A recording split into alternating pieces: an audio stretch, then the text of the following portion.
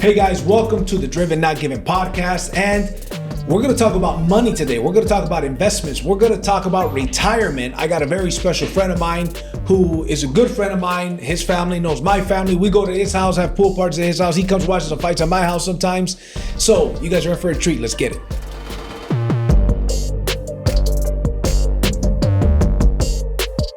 Dariusz, what's up, my brother? Hey JC, pleasure be here, man. Yeah, no problem, man. Happy to be here, bro. It's been a long time coming. I think you and I talked about this a while ago. We did. We missed some good fights. Yeah, that's right. The other month, right? That's right. That's what happened when father of two now, right? Yeah. And myself too are busy. So what's up with you guys? Are you and your wife gonna have any more kids, or that's it? Dude, we keep doing the fun stuff, you know. That's keep right. trying. Good. That's awesome, man. That's well, awesome. no, it's in God's hands. But Yeah. of course, you know, family comes first. So is that a goal of having another child? Yeah, well, we keep working hard. Okay, for good. It. Oh, well, Yeah, there you happens. go. Doesn't happen. Maybe we end up adopting. So That's right. We'll see. That's right. I'm gonna pray for you, brother. Thank you. So Darius, I wanted to have you on the podcast, bro, because there's a big void in any demographic, right? On life insurance and, you know, investments and what to do with their money. There's a lot of bad information out there. So on the podcast, we like to talk about and educate people on a number of different subjects, most of them relating to business, right? So, but before I get into it, I know that you're the expert in that field. That's why I have you here. But before I get into it, I'm curious when your entrepreneur journey rather started. You know, I have a feeling you probably started early on. I'll tell you, where I came from, entrepreneurship was only for the special few. To do well in life, you either had to be a criminal or connected with the government. I came from communist country. Right. So having the business, being an entrepreneur, it was very limited. It was only for a few. But my hero, my mother, she made colossal choices in her life. Yeah. And she immigrated to the United States. So there was a point in my life that she invited me to come here. You know, no papers, no English, all this typical journey of the immigrant. Right. Legally came here, took me some time. But one thing, about 15 years ago, I realized that I'm not meant to just settle and work for someone else for the rest of my life. Right. I always wanted to something big, something bigger. I want to be somebody. Right. So my entrepreneurial journey started from that feeling, and my mother took that chance. And she used to own business, by the way. When she immigrated here, she came back. She owned business. She bankrupted. So I had that feeling like, listen, it's possible. Yeah. And I can do better, right? And I can actually be successful. So it started about really 15 years ago. I started under someone else in the pharmaceutical industry. You know, he was that kind of mentor to me. He actually was the owner of 37 different businesses. Wow. And one thing I really appreciate about this person, Ben, hats off to you. If you ever listen to this, he gave me a chance. He allowed me to run parts of his companies like it's my own. Oh, okay, nice. So I had an experience to learn how to do things, fail multiple times, work with people. And that journey lasted about 8 years. And then I, decided to look, it's time for me to start doing something myself. So I moved to the product industry. We're selling supplements, all kinds of, cool things. Before Amazon came on the market, that was my first business. Yeah. Then I moved to consulting, which is the services, right? With my natural upper coming here was pharmaceutical industry, right? And that lasted 15 years. And I'll tell you, the one day I just completely decided to change it. Yeah. It was a change in the industry. It was a moment in life where you face the truth, who you are, you know what you like, where you want to be, but for some reason you can't get there within the same vehicle, within the same industry you're in. So you need to make these changes. So we shifted to financial services, and that was. When was that? When did you switch? That was in 2015. Okay. And it wasn't an easy shift. quick story about that. My wife, back in the day we were dating, so I always had side businesses and stuff like that. So I like to think outside of the box, as an immigrant, you always find the ways to make money, because if you get fired for different reasons from your regular job, you need to pay your bills, right? Yes. So anyway, long story short, my wife came home one day and she says, look, you're working too smart. You're too smart. You're working very hard to basically work for someone else and chase a dollar. Yeah. And I believe in you, and I know you're going to figure it out. And I was trying to figure out. And my wife actually made the first step to financial services. She earned the first commission check. Oh, wow. And she literally shoveled that on my face after 4 months, me looking for what I'm going to do, what's my next step. Yeah. And I look at this sizable commission, and I'm like, well, I guess you need my help.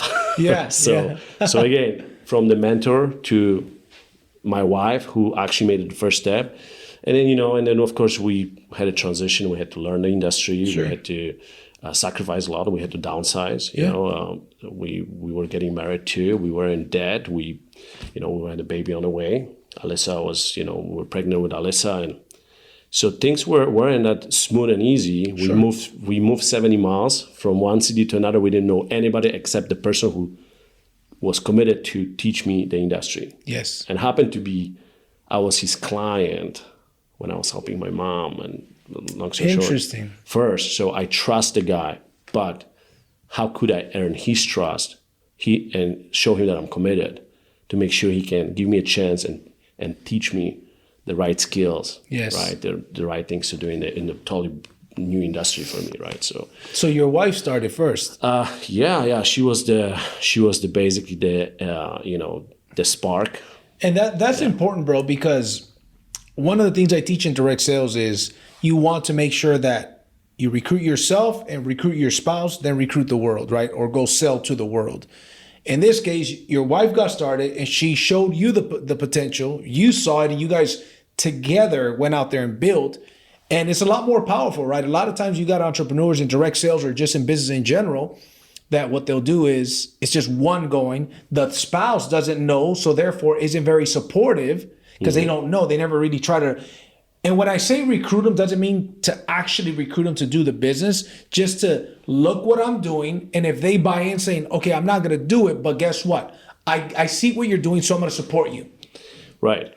Basically, being on the same page, yes, supportive, going towards the dream you guys have. Right. You see, for us, the journey wasn't that I didn't believe I can learn the business fast and be capable of doing a new thing.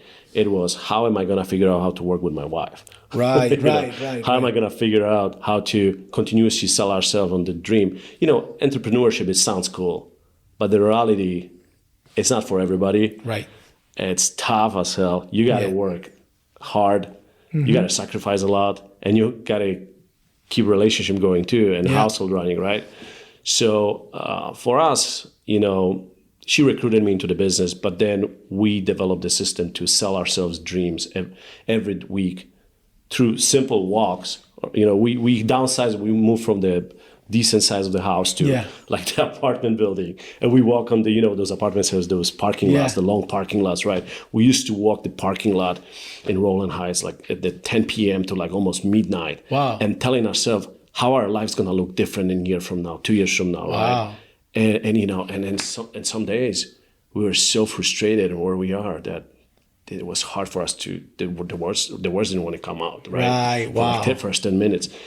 But I'll tell you, and credits to her, you met Zaida, so she's the one that never lost the faith and believe in me, even in the situation that we had to sacrifice. Yeah. And that's for me, that was my driver, that pushed me, because I'm the person who needs to prove myself something, and I also like to prove others. Right. Competitive spirit, athletic background, all this stuff. Right. So that's awesome, bro. That's awesome. So let's switch. Well, not really switching gears because we're still on the same subject. Let's talk about financial services. Sure. Right. This is what you have been building for since 2015. Mm-hmm. Why do people need? Let's start with the basic. Why do people need life insurance? Well, and you got this question really right away put together. Why do people need life insurance? But you said something very important, basics, right? Yes. Let me tell you a story. The American dream is built on owning a house, right? Mm-hmm. And when I came from, we built houses, right? Because the man goes to work, and it's the same here, right? Can you imagine building a house without foundation? Right. Right? It won't work, right? So why people need to own life insurance? Well, there's 30 different uses for life insurance. 30. 30. Now Wow. I give you my 3 because we don't have whole day to talk about it, right? Number 1, it's a foundation of your financial journey. Mm-hmm. It's like building a house. Number 2, you better have it when you don't need it. Yeah. Then when you need it, you cannot have it anymore. Right. So that's second. And the third, well, it has so much power, and it's the tool that it's least really talk about when it comes to investment, money management, financial planning. So it has a lot of good, basically, applications. Yeah. So these are my 3 favorite why people need it. Because a lot of people think that, life insurance is if I die, then it kicks in. But nowadays, life insurance is a lot more than that, right? Sure. Can you elaborate a little bit on, the differences? So, let's also put this way, there's a lot of people who have their opinions on certain financial tools, right? You talk to realtors or mortgage people or investment guys or insurance guys, they're all going to have different opinions. Sure. And there's very few people who actually holistically look on the big picture and really talk to people where they are and what they really want and what are their goals are. Mm-hmm. So when it comes to insurance, there are 5 different types. Okay. And we've been taught that, look, by term, invest difference, right? Mm-hmm. Which I have nothing against it works, but statistically, only 2% of term policies pay off when you die. Really? Right? No, and now less than 1% pay off when you need the insurance and you're not covered anymore. So so to understand insurance, you have to understand how different types of insurance work. Wow. Right? So there are 5 types. You have term, which is, I call them like renting. So it's nothing wrong, right? You're buying when you're in your 30s. Kids are young. You got a mortgage. You have to have a protection in case something happened, right? Yes. Then when you're in your 60s, it's gone. It's typical policies sold for 30 years. Sure. And then, and then what happened when you're in your 60s? Well, you might be wealthy because you invested the difference. But let me tell you what most people don't talk about. What do we have the most common in this country? Well, what most common in this country is chronic illness. Chronic illness. Yeah. So let's talk about this. So when you're 60, between 30 to 60, you're healthy. Most people are healthy. Right. You don't think about these things. And you don't have insurance after 60 because you don't need it, right? Because what happened? Stroke, heart attack, cancer. 7 out of 10 people struggle with more than 2 chronic illnesses over age of 65. So your quality of life changes. Your cost of living is skyrocketing. Yep. Because chronic illness is it's basically highest growing cost of American taxpayers in the last 10 years. Wow. It increased 200%. So now imagine you don't have protection, right? Because you ask me life insurance if you die. No, you need living benefits and you need to know how to use insurance when you're alive. Wow. But the only policy that is actually good for you, it's the one that is still in force when you need it. Right. Makes sense. So you have to understand how different types of insurance work and what is there for you. Now, there's also another fact. You might check this. These are. So who are the people who buy permanent life insurance? The old wealthy people. Wow. The biggest life insurance sales are happening with folks who have boatload of money and they know how to use properly life insurance, properly structured, and they transfer well with that. They reduce taxes. They pay taxes through it. They building the legacy and setting the grounds for the next generation. So wealthy people buy perm a lot? Oh yeah. So, but they're not just buying it to where, okay, if I pass away, my family gets some money. What are they doing different? So going back, there's 30 different uses for life insurance, but give you like four major things that people use life insurance for, the new ways. Number one is tax advantages. Have you ever thought of having tax-free income? Life insurance is a perfect vehicle for that. Okay. Second, safety growth. Wealthy people, like Warren Buffett always said, and you know this, you smart guy, make money. Rule number one. Rule number two, never lose money. Rule number three, look at rule number two, never lose money. Yeah. Well, safety growth, insurance guarantees floor of zero, for example, or fixed rate, and give you allowance to for your money to grow, right? So there are policies that allow you to basically earn interest on the money you put in. Which ones? Well, speaking of those, there are like index universal life policies, IULs, right? They've been designed in 1997. I have an IUL. Yeah, so these are like basically the cream de la cream right now in the industry.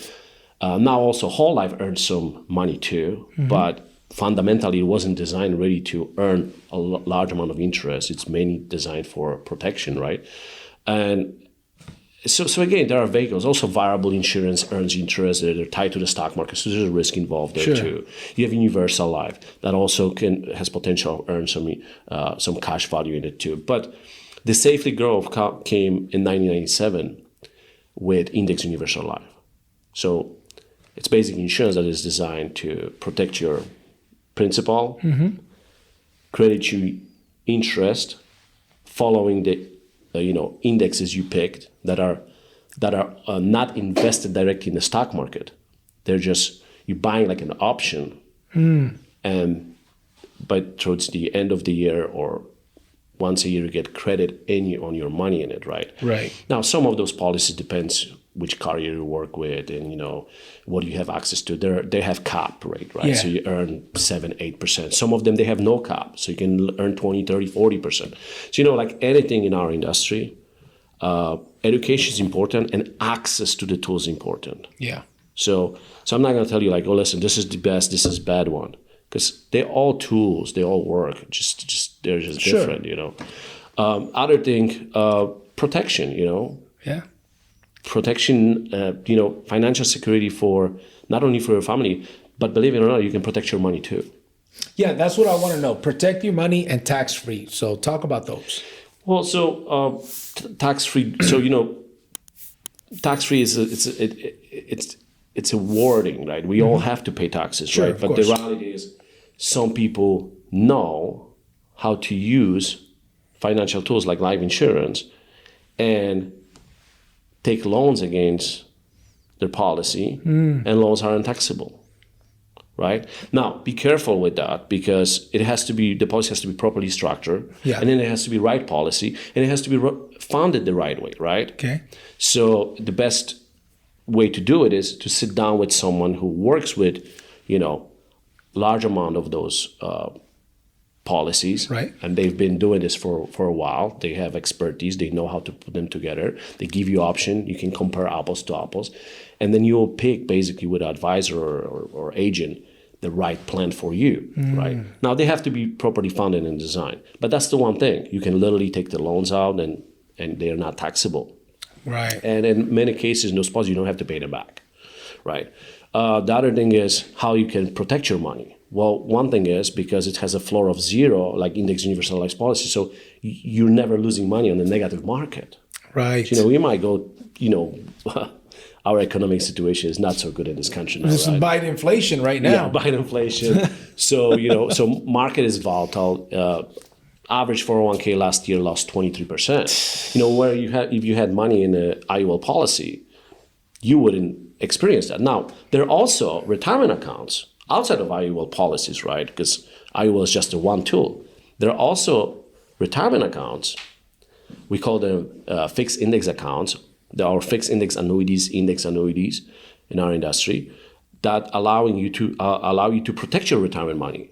So they use the same strategy as it's called indexing strategy as IUL, but you can literally create yourself, bulletproof retirement plan. So just give you an example. My mom, when she was 60, at 61, she was diagnosed with cancer. She was basically not diagnosed. She was diagnosed with cancer, right?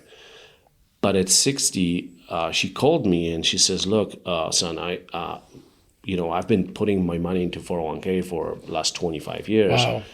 But, in 2008, stock market went down and I didn't really know what to do." And she did lost almost 60% of her account. So sorry to interrupt, because I want to drive this point home. I have found out over 10 years ago, easily, maybe 20 years ago, that having money in a 401k is a sucker's move. Now, listen, I can say it like that because I'm not in the financial industry. If you say it like that, it might come off worse. I don't care. I'm not selling financial services, but you are. But from what I see, keeping money in the bank, keeping money in a 401k is a sucker's move, because what happened in 2008, what's happening right now? People are losing their ass right now. Yeah. Well, so besides that, because here's the thing. We can't talk negatively about investments, because when you look at the stock market, real estate, stock market, and 401k, it's tied to the stock market. In the last 100 years, stock market went up, right? Yes. But the reality is, it is a sucker program. Yeah. It was never designed. 401ks were never designed to replace pensions or be sole retirement vehicle for Americans. Now, middle class, they don't really seek what's out there to compare. They listen to their colleagues, or people in HR, for example, tell them, "Listen, we gave you free money in 401k. We will contribute. You will contribute. You're gonna save a boatload of money." Let me tell you something. I work with people with different income levels. Yeah. I have never seen multimillionaires getting there with their 401ks. Right. So it's a sucker. Another thing is you partnering with the government. Right. With someone who creates the rules. Right. There are rules, there are regulations, so most of entrepreneurs, folks between 20 to 40 years old, they do not have a faith in the traditional financial system. Absolutely not. That's why they are looking for alternatives. That's why life insurance, IULs, crypto these days, right? And this is not a financial advice, because everybody should have their own plan and their own idea and knowledge what they're doing with money. But there are many other options. You're not limited to 401k or IRA. Right. You can compare today apples to apples. We live in a time that knowledge is available. You just have to seek the knowledge from the right people. Yes. Right? And speaking of that, we grew up on, turning on TVs on Memorial Day or any holiday, and you will hear Susie Orman on TV, right? She'll have segment of 4 hours telling people, "Don't do this, do this," right? This one is good, this one is bad. And then many people who stay in the traffic in the morning, they tune in to Dave Ramsey, right? Right. Now, people don't understand that neither one of them is really licensed professional who sits down with their families and do their financial planning every single day. They're not licensed professionals. No, they're entertainers. Wow. They've been listen. It's an industry. They've been paid to say certain things. Yeah. And they have their financial incentives to it. Now, I'm not saying that they're giving bad advice. I'll say it. They're giving bad advice, bro. Well, look. Not all of it. Not all of it, but a lot of it. There's a lot of it. You're right. Yes. There's a lot of good stuff that works. Get out of debt. Sure. Use things differently. I get it. Yeah. But the majority of people today, they look at them like, this doesn't work. Yeah. This is not my era. This is the 30 years ago, 40 years ago. Right. And that's the reality. Now, also, keeping things simple. We all learn during our lifetime how to make money. Right. We live in the United States. We need to make money here, right? You got to pay bills. It's a capitalist country. Mm-hmm. Now, most people learn how to make little money, and they feel okay with that. Mm-hmm. Some people know how to make lots of money. So that's the one group of people. That's the two different groups of people. And there's a group of people who know how to spend money well. Yeah. You know what I mean? And we all been in one side or even both sides, right? But what really matters is what money you can control and keep. Yeah, it's true. So that's the whole thing about understanding the money and insurance, investments, financial service in general. You need to learn how to keep money and multiply. So talk to me about this. I agree 100%. I have a couple of policies, right? Term, IUL, right? I also, diversify, right? I've got my Right. crypto portfolio. I've got my precious metal portfolio, a real estate portfolio, even though next year I'm going heavier on real estate. So I like to be diversified in solid things, right? And I know that, life insurance is one of the best ways. This is how the wealthy, secure their money, grow their money, protect their money, right? Talk to me about, for example, a couple things. I want to know about living benefits, IUL, and I want to know about an insurance policy that somebody could put money into, build up that money, and eventually take a loan against their insurance policy, right? And the benefits of that. Could you touch on that one first? Yeah. So if you maximally funding it, your policy, like What does that mean? IUL. So basically, you have a target premium that you put it in, which is your regular monthly premium, right? And most people think that's going to make a difference, right? It's like putting $10 into stocks, your expectation is to become a multimillionaire, right? No, you got to maximally funding it. So remember, you're doing this because of certain outcome you want out from it, right? So, we have clients that put $100,000 into their life insurance policy per year. So it's a little over $8,000 a month, right? And this is nothing like outrageous in today's world, right, when it comes to those financial tools. But that person within 5 years putting $500,000 into the policy do not have to worry about money for the rest of their lives. Why? Because by the time they're retiring, that money is gonna quadruple.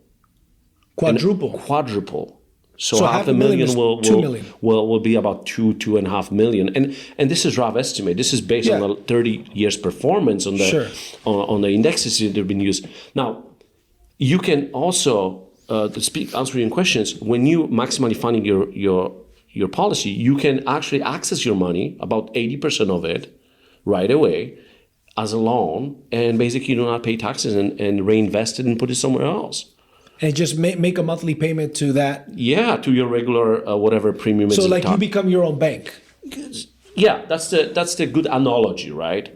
But you can definitely finance yourself. So let's say I'm putting money into the IUL, right? Mm-hmm.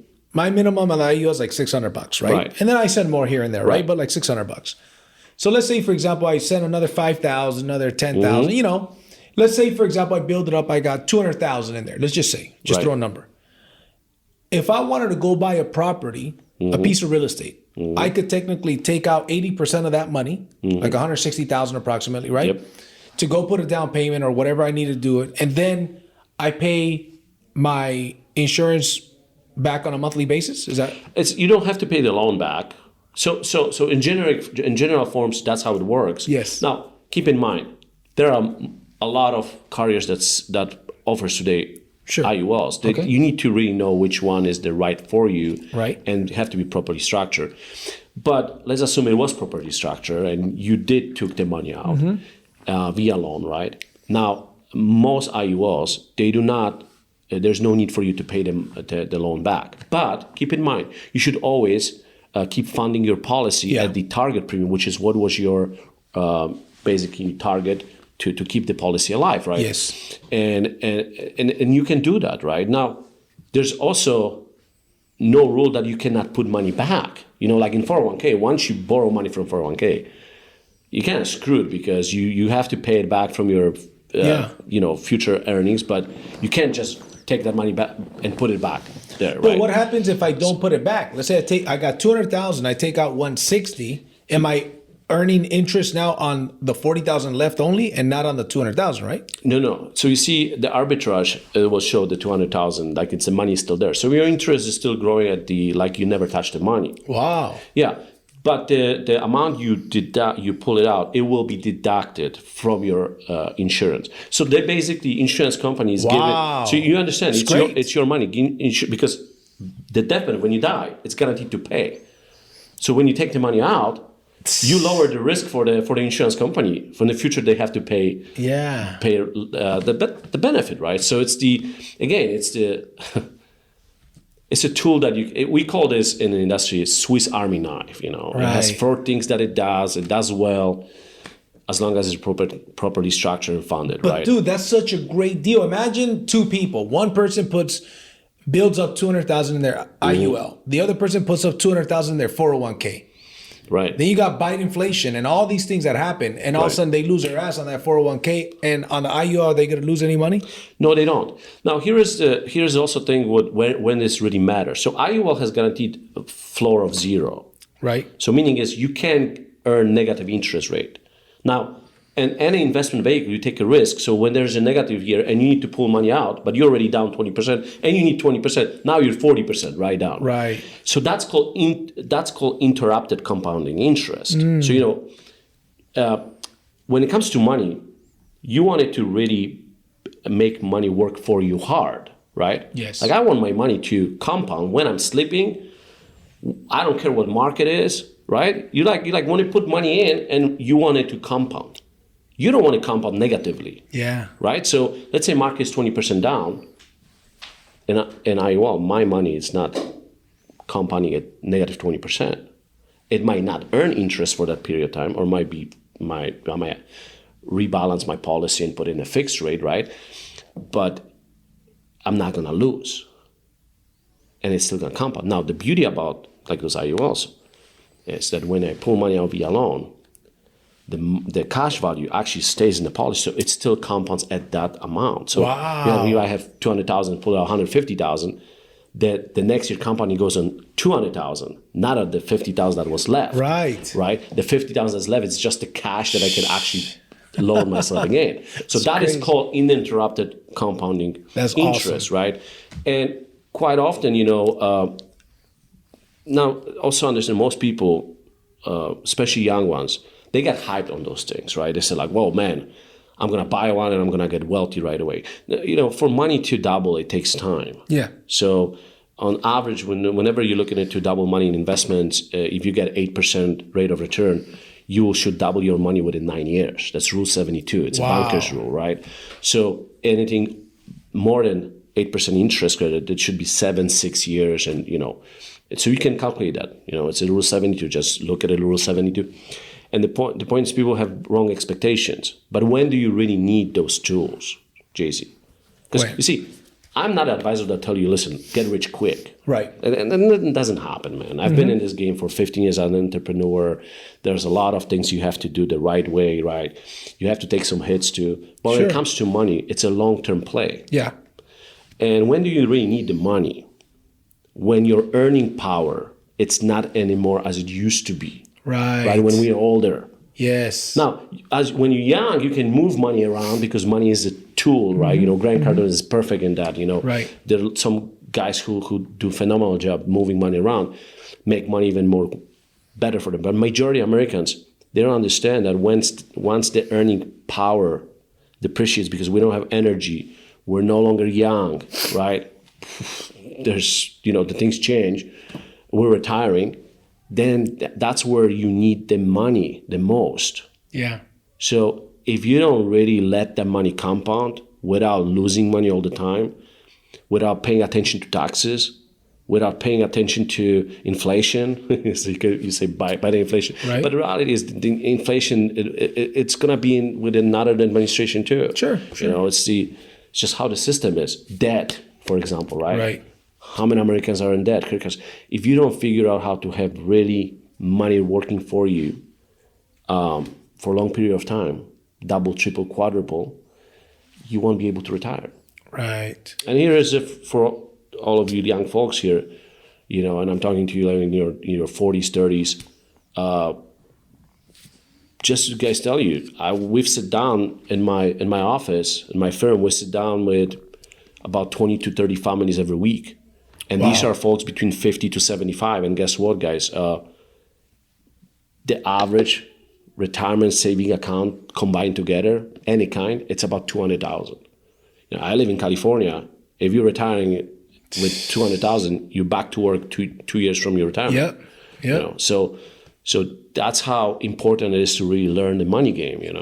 And again, I always believe like what works for you might not necessarily works for me. Yep. So I wanted to have a plan. I wanted to know the outcomes, and I wanted to be able to compare. Yeah. And I want to sit down with an advisor who will address those things, right? Because we might be talking about money, but if you have a family that is have some serious chronic issues, you probably will be more into living benefits portion of the life insurance. Well, can you explain the living benefits? We haven't touched on that really. So I'll give you an example. Going back to my mom's story, she was diagnosed with cancer at age 61, right? And thankfully, the advisor who became my mentor, he put the policy for her. We didn't understand what that policy really is. I just knew, it's going to make some money for her, something.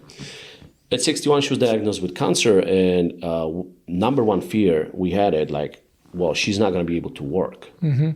She's got to go to the radiation, all this stuff, some surgeries. How much that's going to cost us? And she had a PPO insurance. It paid 80%, but 20% was on us. Yeah. And that costs money. So living benefits, there are different types of living benefits in life insurance policies, but there are some that you need to really pay attention. There are for chronic illness, critical illness. You need to have a policy that has these two living benefits. Now, most of them, they come with terminal illness, but if you're terminally ill, you have 6 to 12 months to live, then it will pay out. But you want to have chronic illness or critical illness, or both together. Why? Because my mom was diagnosed with the stage 3, stage 4 cancer, the third stage 4, and she couldn't work. We actually accelerated the living benefits, so we pull out money when she was alive from the death benefit, not from the cash value. She barely started the policy. Right. So we pulled out 90% from the policy death benefit, moved her with us, pay all her bills. And she had a cash to spend money, stay with Alyssa, travel a little bit. Yep. And she didn't have to worry about, the hospital bills, the therapy bills coming in. Wow. Now, of course, we exchanged that for the life insurance death benefit for us when she died, right? Yeah. But at least the last 4 or 5 years, when she was battling cancer, she didn't have to worry about the money part. Yeah. So now imagine how many families they don't even know something like that exists. Along with, I don't need life insurance, right? Yeah. Yeah. Now remember, you already will be lucky if you get something decent at age 60, 65. Yeah. You got to think about this when you're in your 20s, 30s, 40s, because it costs you pennies on the dollar. It's really good for you, and you can design it to not having to be worried about money in the next 20, 30 years. And if you really have earning power, like business owners, man, you can make that work for you very fast. Typically within 5 to 10 years, you can quadruple money.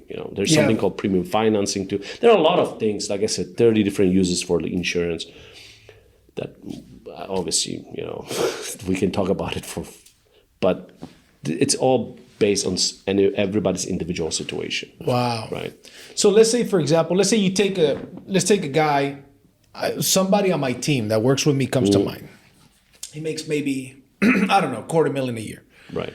So let's say this guy says, hey, I want to put some money away, make $250,000 a year. I want to put, I don't know, because he's got other investments and stuff. But let's say, what would be a good strategy for him in his 30s, single guy, making $25,000 a month or something, right? And healthy. But he's thinking about his retirement. He wants some protection. And I know that I'm giving you kind of like a rough framework to work with here, right? What age? Young guy, 25? Let's say, for example, he's probably around 33. Okay. Right? Listen, so it's like unexpected things happen in life, right? Sure. So what's the number one common young people get in trouble, especially men? We're losing 50% of our entire assets. Marriage, right? So let's use marriage as an example. So the guy is 32, he make $250,000, has a great future, and the chances that he's going to end up in a bad relationship, because he's a successful guy, he's going to attract a lot of good apples and not so good apples, right? Sure. Now, my opinion, hey, go for marriage. Yeah. I'm a married person. I will never Right. change that, right? Have kids. But the chances are over 70% that you're going to end up in a bad relationship, So protect your money first. Set up the things for your tools that cannot be affected through divorce. So we didn't mention that. Wow. But life insurance is considered non-asset class account. It's a probate-free account. Wow. As long as it was set up Before, and as long as also ownership, it could be set up when you're married too, but it's like a prenup, you're right? Both people have to agree on it, and they have to be individual owner to it, right? Now, why wealthy people or entrepreneurs, successful people, celebrities buying large insurance policies? Well, what they have in common, they quite often being sued by someone, or they go into divorce, right? Yeah. So someone like that, definitely start with life insurance, but also invest time to spend with people who are actually actively working in the money field. Yeah. Like, you can't invest time to spend with Warren Buffett because, he's elite there. But there are plenty good guys who are actually doing this every day, and they will teach you the ropes. They'll teach you how the money work. Or they will refer you or show you examples. And then once you have idea how things work, for example, you'll have a plan for yourself. Yeah. Because, 32-year-old, it's still young. Yeah. They might think about retiring at 45, 50, and then life changes, right? Yeah. But as long as you know the game, you see the, ahead of time the outcome, how can we play out? You know how the life goes, right? Yeah, that's true. The wind blows on everybody. So let's pretend that scenario was you. Yeah. 32 years old, making $250,000 a year, single, right? Healthy. What would you do? So this will make the question easier, right? What would you do if this scenario was you? What policy would you have? How much money would you invest in it? Hindsight's 2020. So I tell you, I started at 31. Okay. So it's and we were I was the anti-insurance guy. Yeah. But I used to have this S-Class, 140,000 car, making that $250,000, right? Pharmaceutical industry pays well. And I was driving to one of the pharmacies who I was basically partnering with, doing consulting for them Monday night. And I was passing for one-on-one under I was driving, like, it was night, and my tire blew off, right? In the Benz. Like, front tire. Damn. Like, I hit some metal, whatever. And, and this car is so technologically advanced. It called me, like, the satellite called me. It's like, hey, sir, are you okay? Because we got reported you have a damage in your wheel. So, I pull over to safety. I look at it. There's a rip in the tire like this, right? Wow. And next thing I called my wife. I was already married, but I was an anti-insurance guy. Remember this? Yeah. I was just investing, putting money in some stocks, buying so and so. And at that time, when I called her, I was so grateful, and I was thanking God that I could hear her voice, and she was pregnant. Wow! I literally told my wife, tomorrow, call Jeff, and let's set up the meeting. We gotta redo our finances. Yeah. So the protection became the priority because life could change like this. Yep.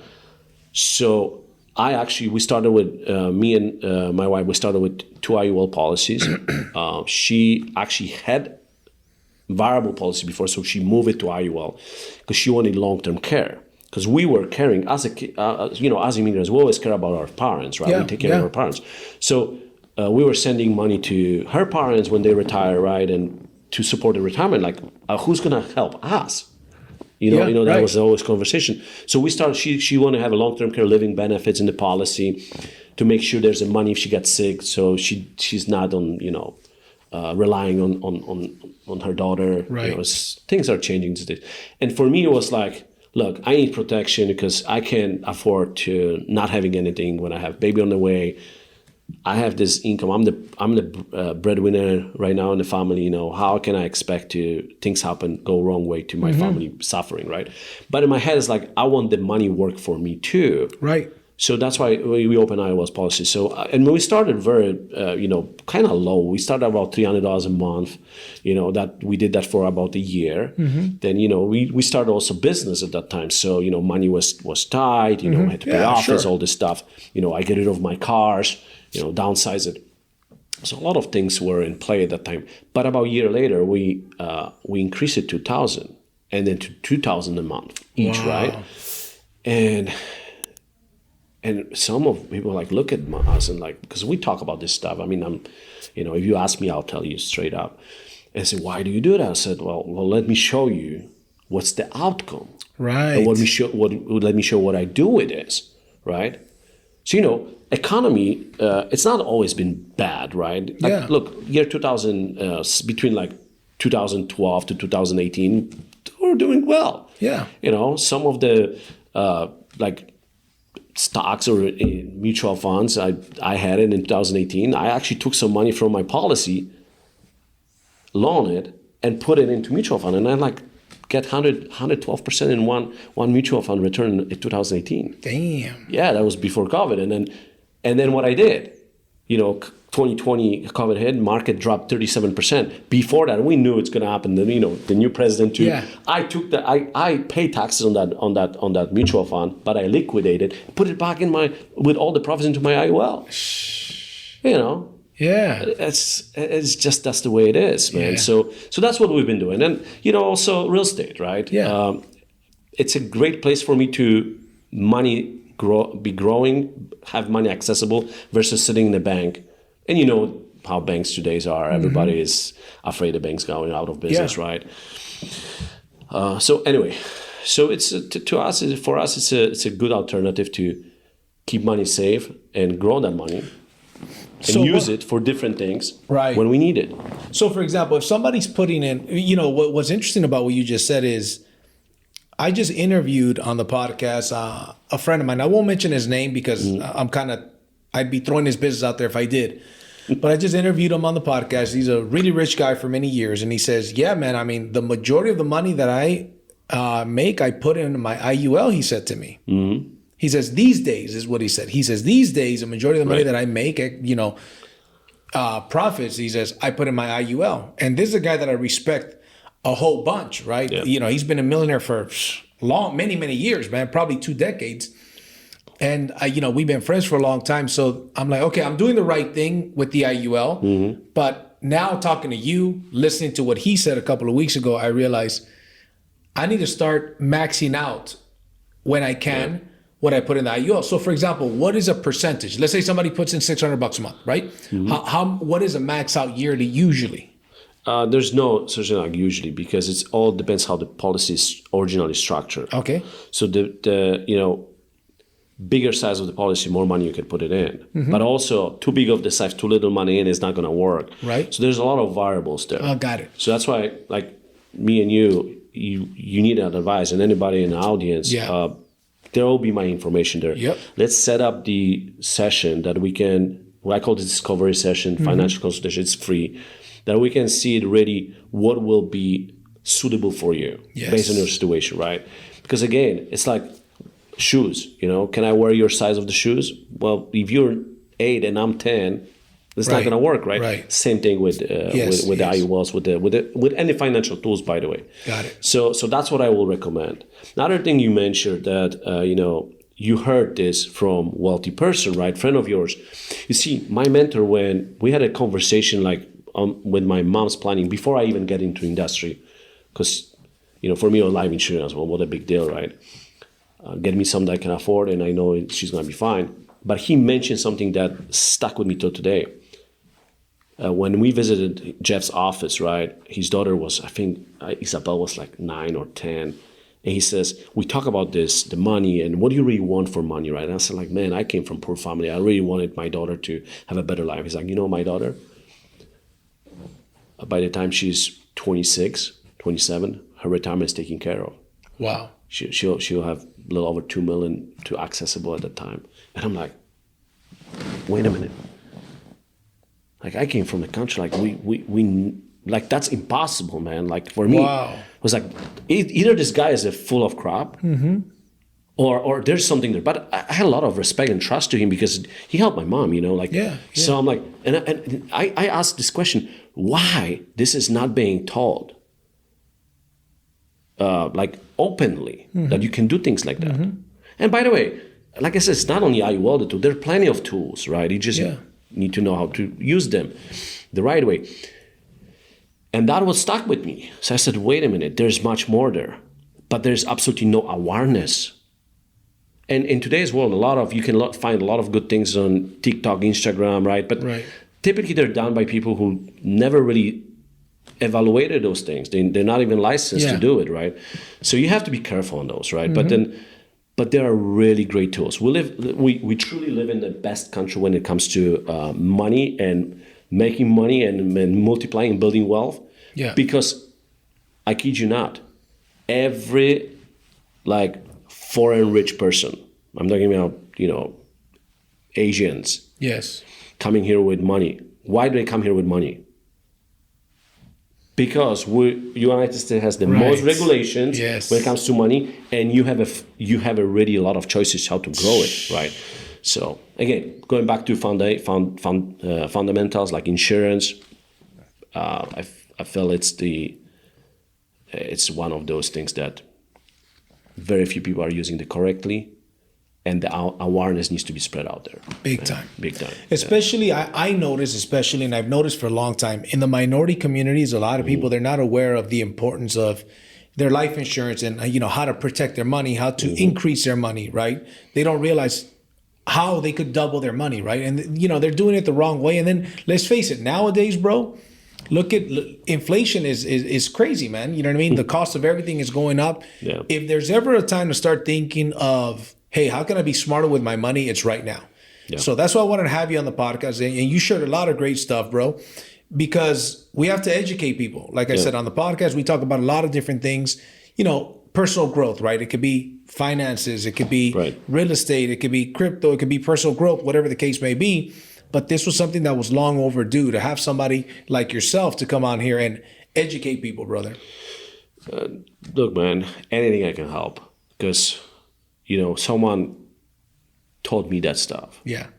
And I'm grateful for that. Yeah.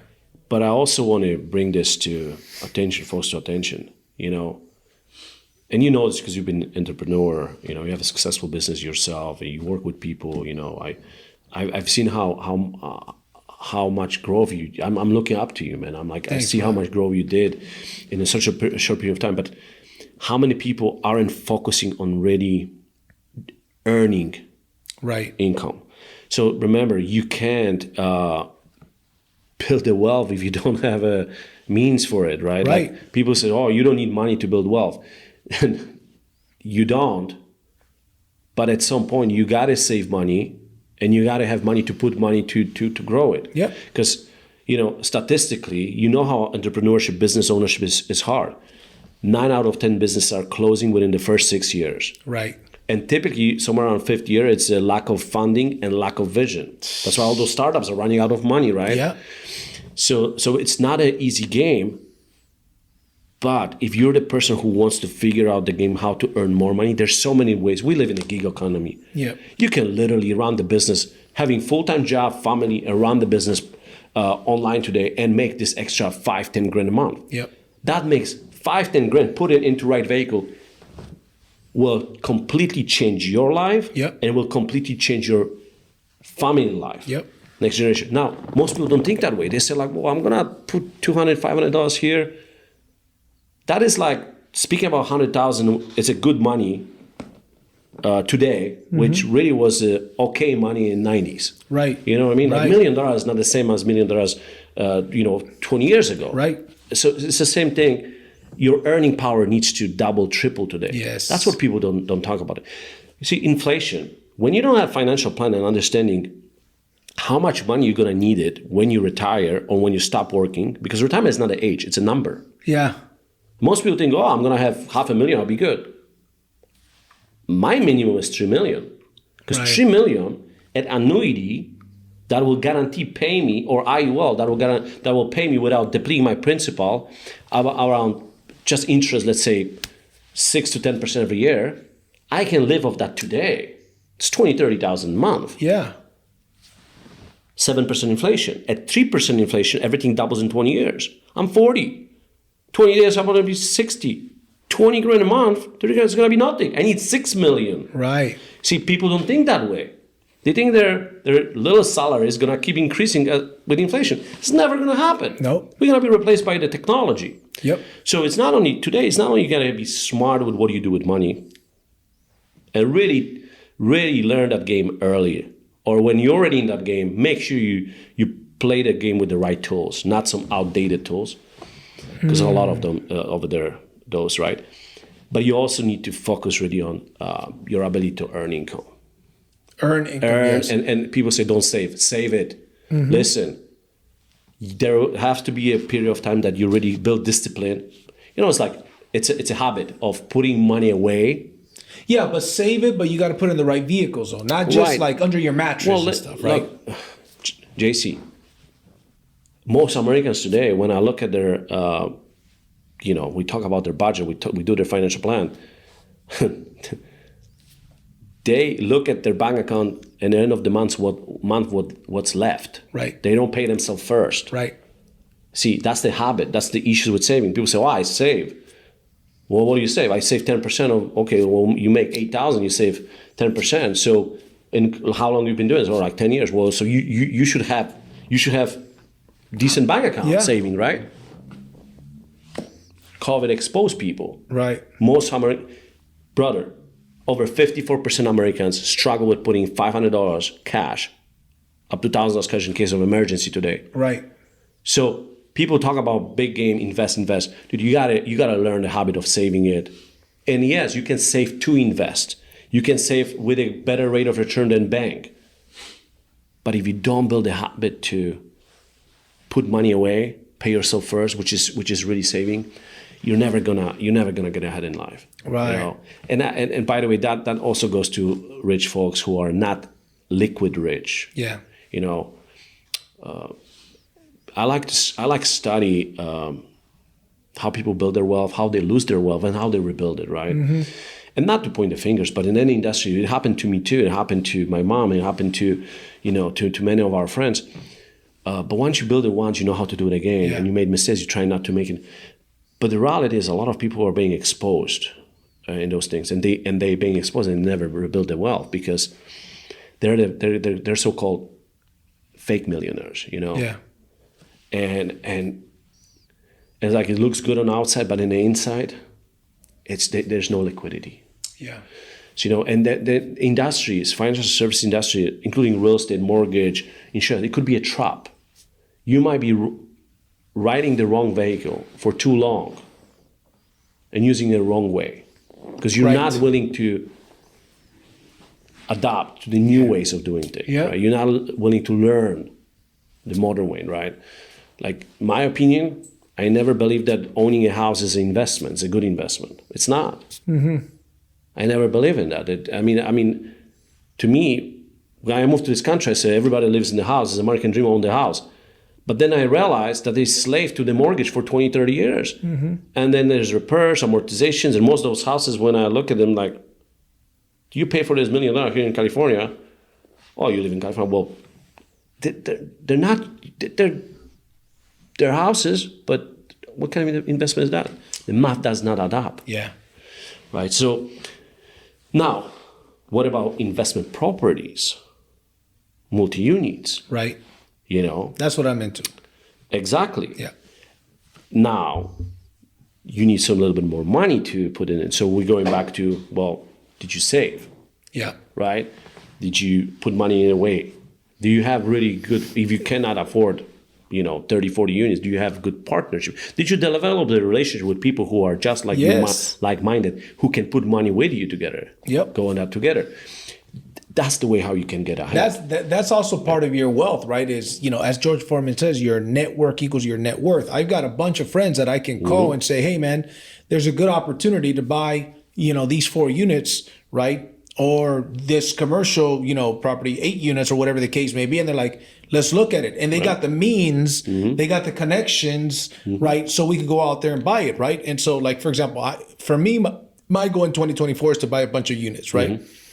But I've also been smart with my money, right? In my different investment portfolios and stuff. Now, I wasn't always that way. I started having friends like you and you know, people that would teach me stuff, and I say, oh, what's this person doing? Right. I'm gonna start doing that. And also what you mentioned the earning potential. I got my earning potential and I took advantage. And that's one thing I tell people.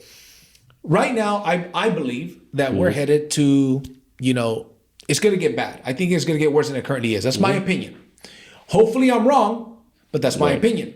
But when that happens, guess what's gonna happen? You know, I think it's Warren Buffett that says, when people are greedy, you should be scared. When people are scared, you should be greedy, right? That's right. So there's blood in the market, meaning the property value is going to come down. Yeah. There's going to be opportunities to come in here and buy these. So what if somebody, for example, you know, in real estate, and right now there's a boom in the solar industry. So I tell my guys, don't let your foot off the gas. Don't increase your expenses, I mean your income, and then increase your expenses, boom, boom, boom, to match it. You're just broke on a higher level. Right. Instead, why don't you keep the same amount of expenses as your income goes up? Be smart with that money. When the opportunities come, bam, you can go ahead and capitalize. And that's one of the tricks to getting wealthy. Right. Exactly. It's, you know, in any economic situation, there are some people who are winning, there's some people who are losing. Right. Let's put it a simple way.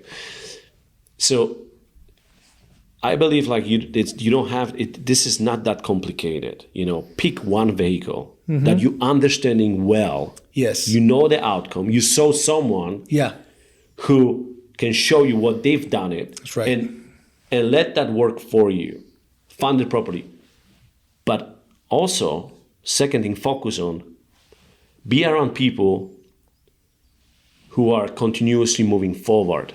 Right. They're looking for opportunities. They're drivers. Isn't name of this podcast driven, not given, right? That's right. You're driven. Right. So automatically you attract people who are driven too. Yes. That's why you're looking for mentors.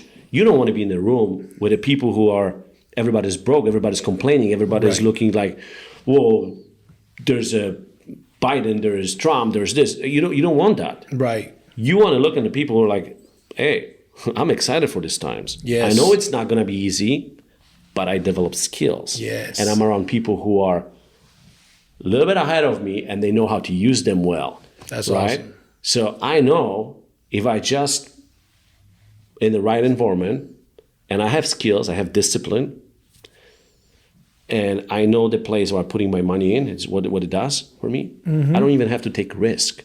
All I have to take risk is on myself, on my ability to actually make it happen. Yeah. And see, and a lot of time people think like, okay, I'm gonna put money here. So my personal responsibility, my personal discipline, my skill set, it doesn't matter anymore. You know, it's like, you know, it's like you. And by the way, there's no perfection, right? There's a time for everything, right? But you have to be honest with yourself. You cannot be really wealthy person, successful, and sustain that without having everything else figured out in your life. Yeah. You know how it is. It's just impossible. That's right. And I also don't believe the sayings like, well, listen, when I get there, I'm gonna figure this out, right? No. Right. If you're not figured that out today, you're never gonna get there. That's why the mentors, it's like I never look at myself. 8 years in the industry, man. Thousands of families helped, you know, and so many more we need to help, right? Yep. I never look at myself as sharpest tool in this industry. I never look at myself like, hey, listen, this is it.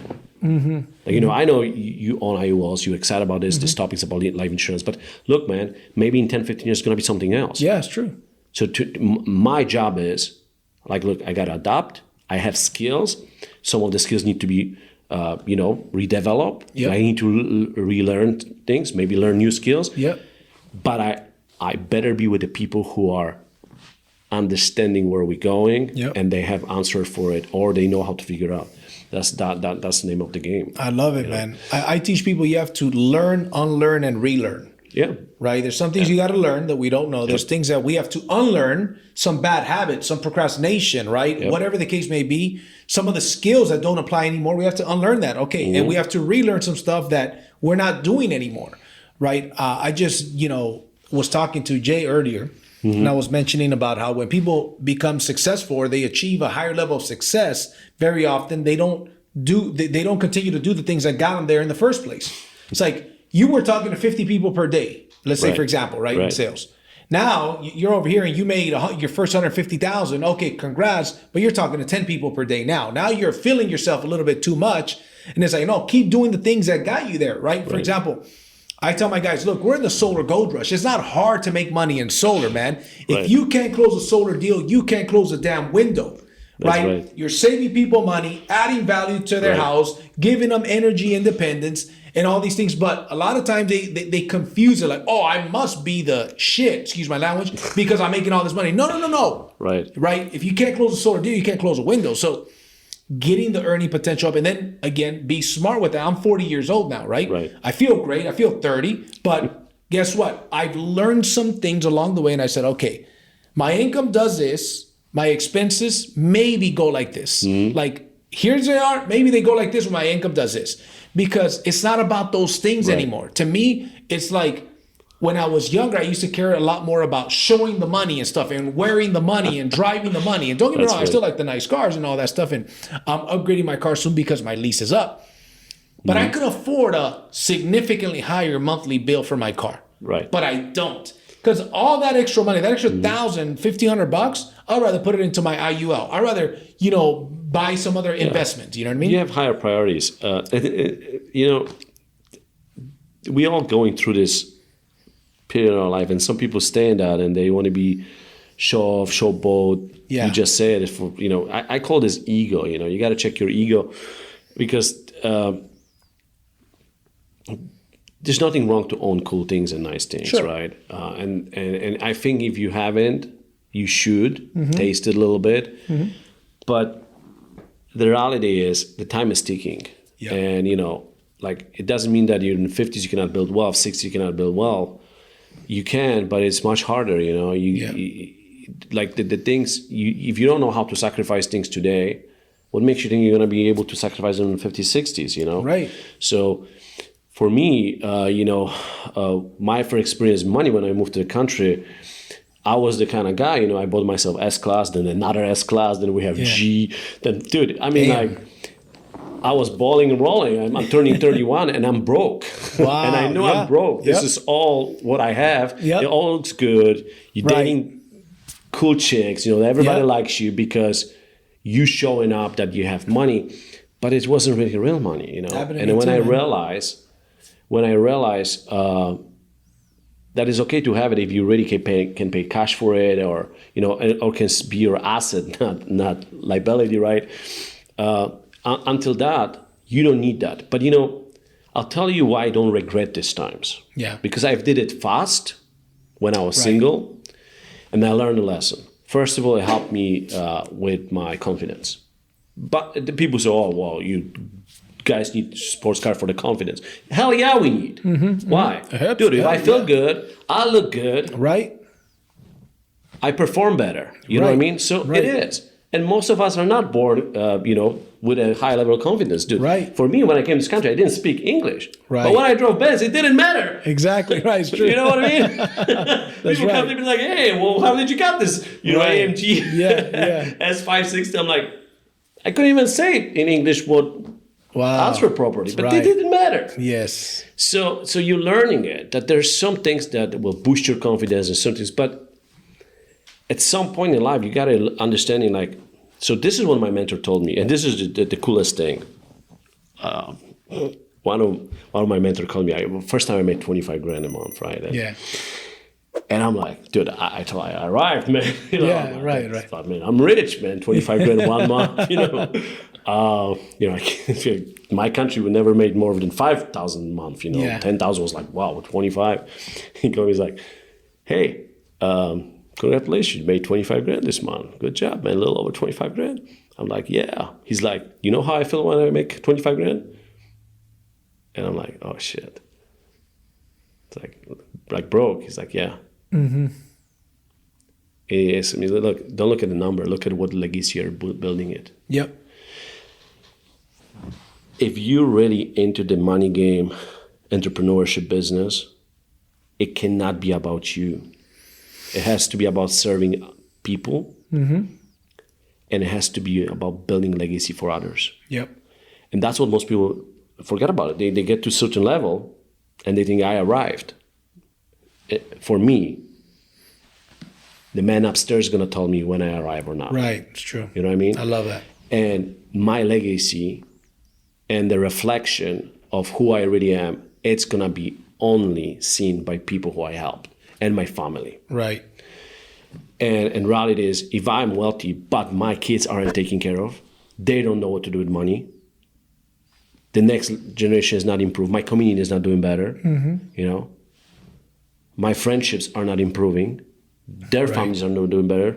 Then it was only my self-consuming, ego-driven pursuit of money and maybe short-term some kind of investment and living the large life, short period of time. Now, I'm not that kind of person. CGZ, when we made the tough decisions, you know, maybe when I was sick, when you know, my dad, they died literally 6 days apart, you know, I had to take like 6 months off the business from the business. Wow. Yeah. You know, and then I really understood how powerful relationships are,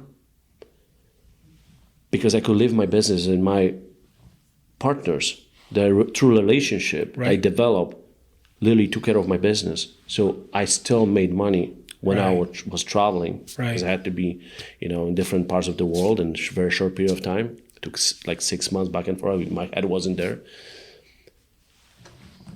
And I realized, like, if I did not make those right steps, those sacrifices, open those accounts, this and that, if I didn't already start building the business, and of course we're very small compared to, you know, some big guys there, but we're going there. We're going there. We'll be there. But if I didn't take those steps, if I still was flashing on my ass, going here and there, you know, this and that, I would miss one very and only matter thing to me: having a control of my time and be with the people I really wanted to be at the time they needed me the most. Right. That's good. Because the toys, the tools, the watches, the stuff, that's not gonna get you there. And that's all fleeting, man. That's all fleeting. And that's all is gone like this, too, you know? Yep. The real thing you build allow you to really have control over your time, and that's what most important thing, and control over your decisions. Right. And that's the modern financial tools allow you to do that, but you have to also play offense to fund them. Yep. So I love that. You gotta play offense to fund them. That's so true, man. Yeah. That's when you're talking about, you know, increasing your earning potential and seizing the opportunity when you have it. A lot of people have opportunities that they don't seize them. They think, oh, they procrastinate, right? And I read a long time ago, procrastination is a cornerstone of poverty. So, well, you know, like they say, you can be. Some people say, be smart, don't work hard. It's like you are smart enough to buy a Ferrari, but you don't even know how to put the gas in it and drive it. Right. You know, so it's like working smart versus working hard. No, you got to do both. Right. And you know, and instill that in others too. Yep. Because there's no one thing without other. So no, that's good, man. Well, no, listen, Darius, I really appreciate you coming on the podcast, bro. You shared a lot of valuable information. I'm gonna rewatch this because I'm gonna be hitting you up with some questions, bro. Because there's a lot of things that you shared that I didn't know, right? And I know that I don't know. This is not my realm, so I rely on people like you to teach me, man. So how can people connect with you, bro? How can they find you? Listen, I appreciate you having me here, and don't worry about it, man. Most people do not get this at the first time. Sure. You know, us licensed people, when we study those things, it's like a gibberish. It's a different language, right? That's what most people don't understand. And when we try to keep things simple and educate others. So how people can find me? So Dariusz Alexander on IG, ZyDaraGroup.com. You can look me up. Type my first name, last name on LinkedIn. You can even probably get my access to my personal phone number there too. So I'm pretty much available all the time, you know, unless I'm with a client or with one of my business partners and we do things. But I'm, you know, I run business every day, and I And here is my policy. You know, I don't care if you have money, you don't have money. You deserve to sit down with someone to help you figure out. That's good. You know, and that's why we don't charge for the consultations. You know, the best way you can pay us is by not recommending us, by introducing us to other people who need help. That's awesome. See, you introduce me to someone, I know what to do. Yep. Yep. You might recommend me to someone. Right. It's a transactional. That's true. Well, when it comes to money, you need to have a relationship, and when it comes to people, the relationships matters. You know. Yep. We never look at the clients from the standpoint of, look, this is transaction, and the next one. You know, 94% of my clients are staying with me since day one. We started in a business. That's good. And you know, I learned, and they learn with me, and you know, we grow together, and it's a relationship, man. So that's awesome, brother. Yeah. No, well, I appreciate that, brother. And again, you shared some valuable information, bro. I appreciate you coming on the podcast, my brother.